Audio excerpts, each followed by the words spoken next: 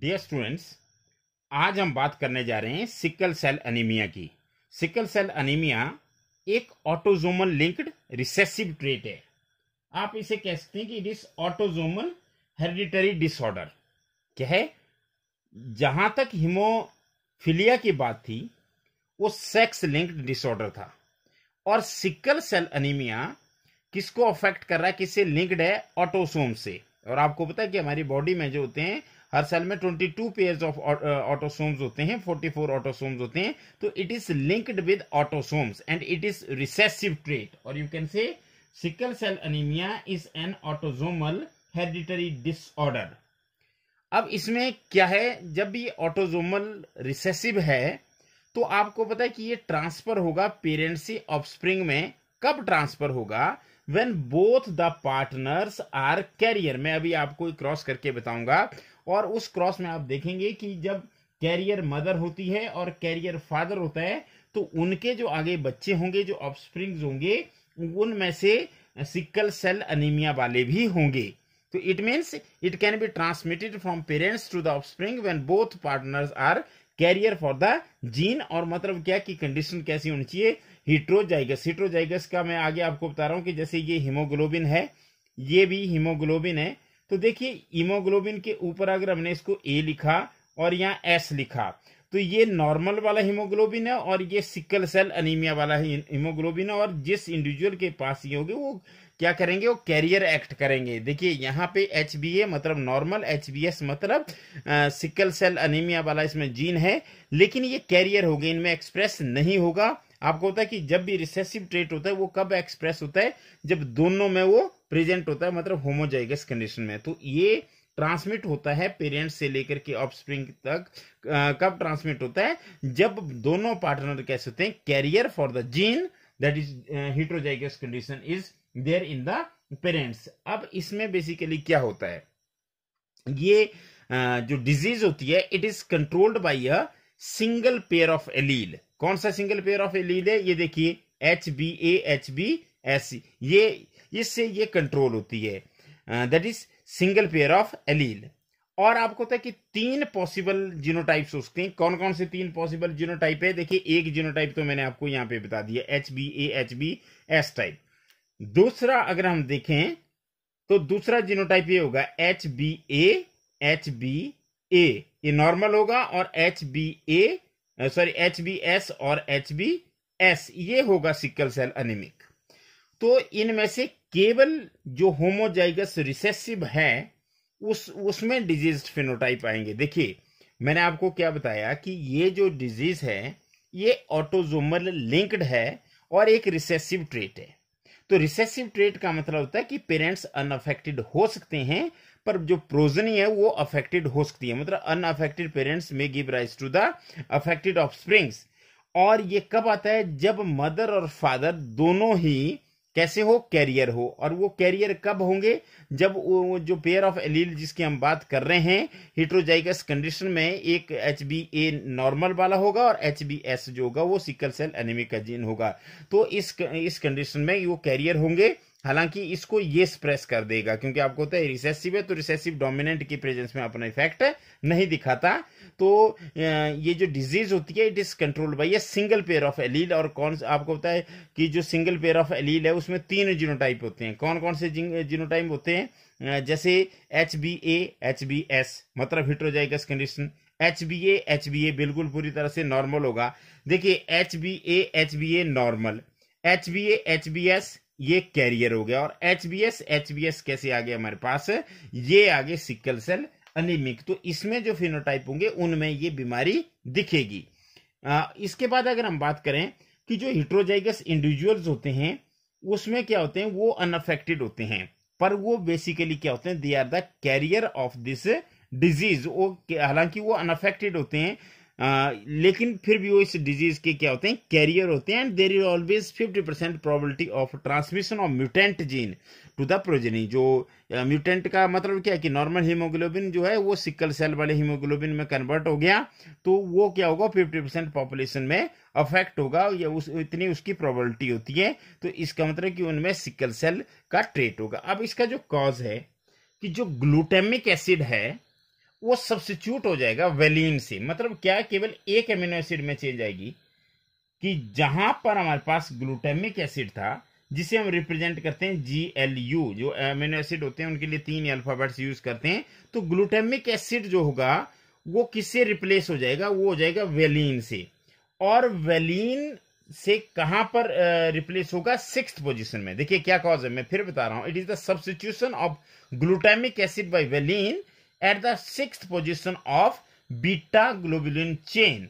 क्योंकि आपको होता है कि इसमें अल्फा चेंज होती है और बीटा चेंज होती है, तो जो सब्स्टिट्यूशन होगी वो किस चेन में होगी, बीटा ग्लोबुलिन चेन में होगी। और कहां पे होगी, 6th पोजीशन में होगी। और क्या चेंज होगी, जहां वहां पे जो ग्लूटामिक एसिड है उसकी जगह क्या होगा, उसकी जगह वेलिन बन जाएगा। जो हीमोग्लोबिन है, हीमोग्लोबिन में एक सब्स्टिट्यूशन होगी, मैं फिर रिपीट कर रहा हूं, वो सब्स्टिट्यूशन में क्या होगा कि 6th पोजीशन में क्या होगा, जहां पर ग्लूटामिक एसिड है वहां पर क्या बन जाएगा, वेलिन बन जाएगा। और ऐसा जो सब्स्टिट्यूशन हो रही है, इसका क्या कारण है, इसका कारण क्या है कि 6th पोजीशन का जो कोडोन है, कोडोन आप यहां देखिए जो कोडोन है वो है GAG। 6th पोजीशन में जो नॉर्मल हीमोग्लोबिन है उसके लिए क्या कोडोन होता था, उसके लिए होता था GAG। तो इसकी क्या म्यूटेशन हो जाएगी, इसमें क्या चेंज हो जाएगी, ये बन जाएगा GUG। तो GAG से बनता था ग्लूटामिक एसिड और GUG से बनेगा वेलिन। तो देखिए जब आपके पास क्या हुआ कि जो सिंगल बेस सब्स्टिट्यूशन हुई GAG, आप देख सकते हैं, तो यहां पे G और G वैसा ही है, वहां A के बजाय क्या हो गया, वहां पे U हो गया, तो GUG बन गया। तो सिंगल बेस सब्स्टिट्यूशन जब होती है तो इस प्रकार की म्यूटेशन को पॉइंट म्यूटेशन भी कहते हैं।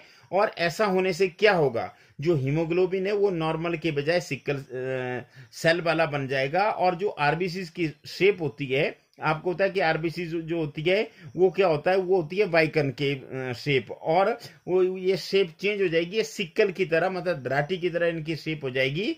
और जो ऑक्सीजन की टेंशन कैसे, मतलब क्या होगा कि वो कम ऑक्सीजन को कैरी कर पाएगी। लेकिन थोड़ा सा मैं आपको इसके बारे में क्या बताना चाहता हूं, ये आप समझने का प्रयास करें कि इसके बेसिकली कुछ पॉइंट्स आपको ध्यान में रखने हैं। और वो कौन से पॉइंट्स है, वो ये मैं आपको अब बताने जा रहा हूं। सबसे पहले कि ये कैसी डिजीज है, ये है ऑटोसोमल कैसी हेरिडिटरी डिसऑर्डर है।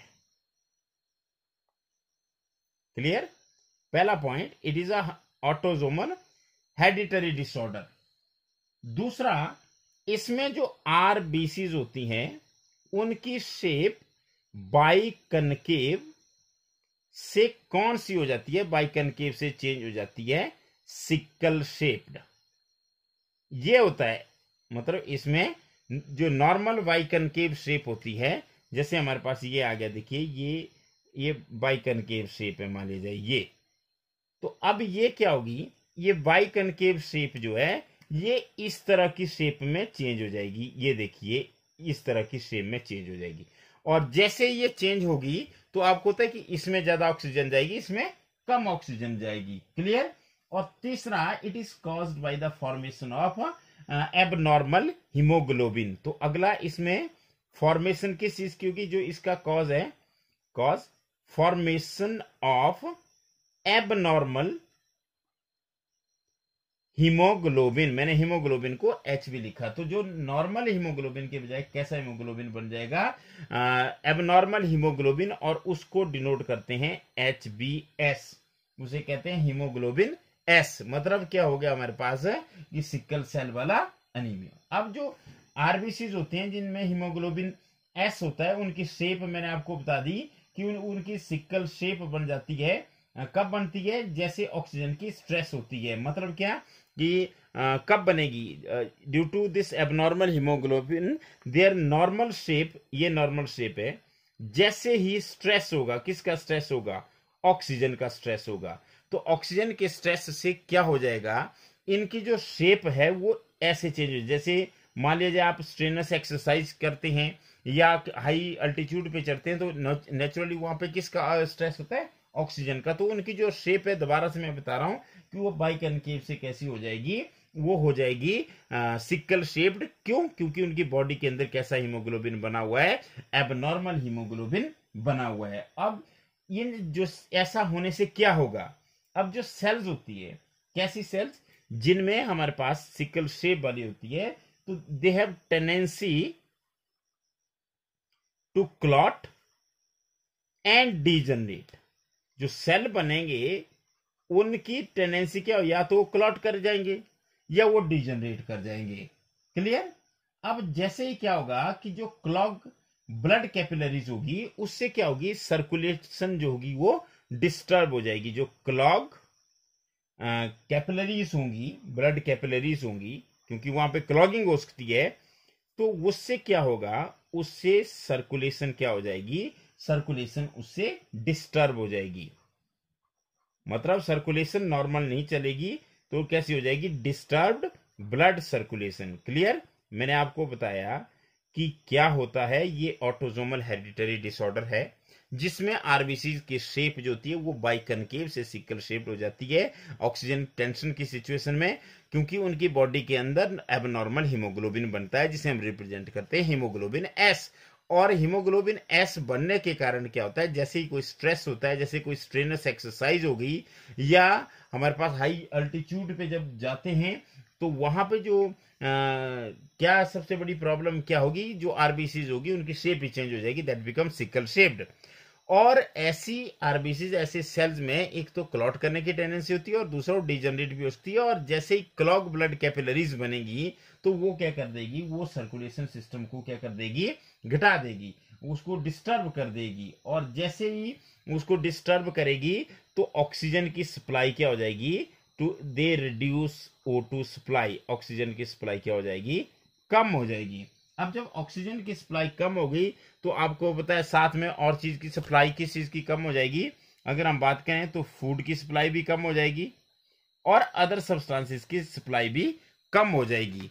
तो इस तरह से क्या हुआ, कारण तो एक ही हुआ कि हीमोग्लोबिन नॉर्मल के बजाय एबनॉर्मल बन गया। और मैं पहले भी डिस्कस कर चुका कि वहां पे जहां पे बनना चाहिए था ग्लूटामिक एसिड, वहां पे बन गया वेलिन बन गया वहां पे। और ऐसा इसलिए हुआ क्योंकि GAG का जो था वो GUG बन गया, तो सिंगल बेस सब्स्टिट्यूशन हुई, जिसे पॉइंट म्यूटेशन कहते हैं, उसके कारण ये। अब ये कब, क्योंकि रिसेसिव ट्रेट है, तो जो होमोजाइगस इंडिविजुअल है having only haemoglobin S usually die before reaching maturity. मतलब क्या हुआ कि देखिए ये होगा, ये HbS ये लोग, ये है जिनमें केवल हीमोग्लोबिन है, पर कौन से वाला हीमोग्लोबिन है, जो डिफेक्टिव हीमोग्लोबिन है, डिफेक्टिव हीमोग्लोबिन है, ये क्या कर जाते हैं, मेच्योरिटी से पहले ही मर जाते हैं, डाई बिफोर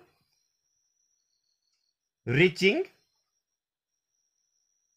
एट मेच्योरिटी। तो ये मेच्योर नहीं हो पाते। और उससे पहले देखिए HbS मैंने आपको बताया कि वो कैरियर है, और HbS ये प्योरली सिकल सेल अनीमिया वाला केस है, लेकिन ये मेच्योरिटी से पहले ही मर जाएंगे। क्योंकि मैंने आपको बोला कि जब ये जो सिकल शेप्ड सेल्स होते हैं, उनमें तो क्लॉट करने की टेंडेंसी भी होती है, और इसे वो क्लॉग कैपिलरी में क्लॉगिंग कर देंगे, और उसकी वजह से ब्लड सर्कुलेशन सिस्टम बंद हो जाएगा या डिस्टर्ब हो जाएगा, और ऑक्सीजन की सप्लाई या फूड की सप्लाई और दूसरे सब्सटेंसेस की सप्लाई कैसी हो जाएगी, वो हैम्पर हो जाएगी, मतलब वो डिस्टर्ब हो जाएगी। तो ऐसा होने से अगर मान लीजिए कंडीशन ही होमोजाइगस आ गई, तो वहां पे क्या होगा, वो मेच्योरिटी में आने से पहले ही क्या कर जाएंगे, वो मर जाएंगे, उनकी डेथ हो जाएगी। अगर हेटेरोजाइगस कंडीशन है, जैसे मान लीजिए हमारे पास इस तरह की कंडीशन है कि HbA और HbS, देखिए हम यहाँ X और Y नहीं ले रहे हैं क्योंकि ऑटोसोम से रिलेटेड है, तो ये होंगे तो नॉर्मल, ठीक है। ये कैसे होंगे, नॉर्मल बट कैरियर। कैसे होंगे, नॉर्मल होंगे लेकिन कैसे होंगे, कैरियर। और दोनों अगर पेरेंट्स ऐसे होंगे, तो वहां पे क्या होगा, अगले बच्चों में उनमें डिजीज चले जाएगी। तो देखिए एक मैं क्रॉस कर रहा हूं लास्टली, ये है कैरियर वुमेन और ये है कैरियर मैन। अब कैरियर को देखिए कैसे करेंगे, HbA HbS, इसको भी ऐसे करेंगे HbA HbS, क्योंकि HbA नॉर्मल है और HbS कैसा है हमारे पास, ये सिकल सेल है। अब गैमेट्स बने, ये तो पेरेंट्स है। अब जब गैमेट्स बने तो गैमेट्स में क्या हुआ, ये देखिए HBA और यहां हो गया HBS, यहां भी सेम बन गए HBA और ये बन गया HBS बन गया। अब देखिए, अब हम एक टेबल बनाएंगे और वहां पे क्रॉस दिखाएंगे। अब ये देखिए, अब क्या हुआ, ये देखिए इसमें क्या है, ये है HBA, ये वाला ले लिया मैंने यहां पर, और ये लिया HBS। इस तरफ भी ऐसा ही होगा HBA। मान लीजिए ये और ये मैंने यहां से लिए, ए और ये यहां ले लूंगा, HBA नॉर्मल HBS। अब क्रॉस देखिए, ये देखिए HBA HBA, यहां क्या हो गया HBA और यहां से आ गया HBS। यहां क्या हुआ, HBA ऊपर से आ गया और HBS यहां से आ गया और यहां आ गया HBS HBS। अब मैंने आपको बताया पहली सिचुएशन में बता दूंगा कि ये क्या हो जाएगा, ये चाइल्डहुड में ही मर जाएगा। क्लियर, ये होमोजाइगस कंडीशन है और ये क्या हो जाएगा, डाइज इन चाइल्डहुड। क्लियर, और ये नॉर्मल है, ये तो नॉर्मल है। क्यों नॉर्मल है, क्योंकि इसमें हीमोग्लोबिन HbA मदर से भी HbA आया, फादर से भी HbA आया, तो जो हमारे पास पेयर ऑफ एलील बना उसमें HbA आया, एंड इट इज नॉर्मल। ये नॉर्मल है हमारे पास, जो ऑफस्प्रिंग है वो नॉर्मल है। अब बच गए हमारे पास हिट्रोजाइगस कंडीशन। देखिए यहाँ एक जीनोटाइप बिल्कुल नॉर्मल, एक में चाइल्डहुड से पहले, एक आ गया हमारे पास बीच की कंडीशन, दैट इज हिट्रोजाइगस। तो ये जो हिट्रोजाइगस कंडीशन है ये कैसे होंगे, ये होंगे कैरियर, होंगे तो normal, but these are carrier. क्यों, क्योंकि देखिए ये हिट्रोजाइगस थे, ये भी हिट्रोजाइगस थे। अब याद कीजिए, मैंने आपको एक पॉइंट बताया था कि अगर रिसेसिव ट्रेट हो ऑटोजोमल वाला तो पेरेंट्स नॉर्मल हो सकते हैं, पर बच्चों में वो क्या आ जाएगा, वो डिजीज आ सकती है। तो हमारे पास क्या होगा कि अनअफेक्टेड पेरेंट्स में प्रोड्यूस अफेक्टेड चिल्ड्रन। तो यहां पर जो रेशो हमारे पास आया वो बेसिकली क्या आया, 1:2:1, एक नॉर्मल 2 कैरियर। ये नॉर्मल है, देखिए ये कैरियर है, और ये कौन सा आ गया, ये हमारे पास डिजीज्ड है। पर क्योंकि ये मेच्योरिटी से पहले मर जाते हैं तो इसलिए हमारे पास जो रेशो है वो 1:2 भी आप कह सकते हैं। मतलब क्या हो गया, एक नॉर्मल और 2 कैरियर हो गए।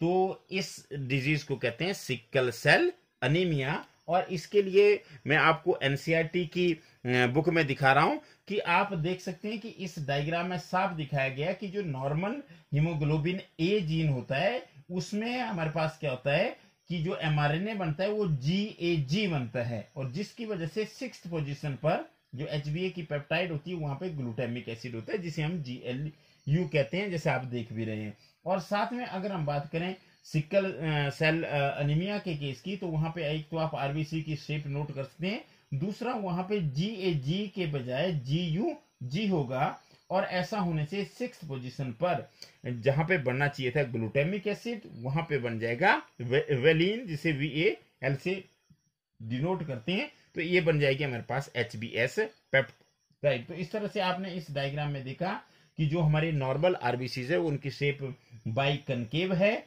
और वहां पे 6th पोजीशन में ग्लूटामिक एसिड है क्योंकि एमआरएनए में GAG होता है कोडोन। जबकि अगर हम सिकल सेल अनीमिया की बात करें तो वहां पे 6th पोजीशन में वेलिन होता है और एमआरएनए पर GUG होता है। तो वहां पे A रिप्लेस हो जाता है U के द्वारा, और एक सिंगल बेस सब्स्टिट्यूशन की वजह से सारी के सारे जो शेप है आरबीसीज की और वो क्या हो जाती है, वो चेंज हो जाती है। अब हम नेक्स्ट वीडियो में बात करेंगे फिनाइल कीटोन यूरिया की, और उसके बाद फिर हम क्रोमोसोमल एबेरेशन की बात करेंगे। Thank you very much.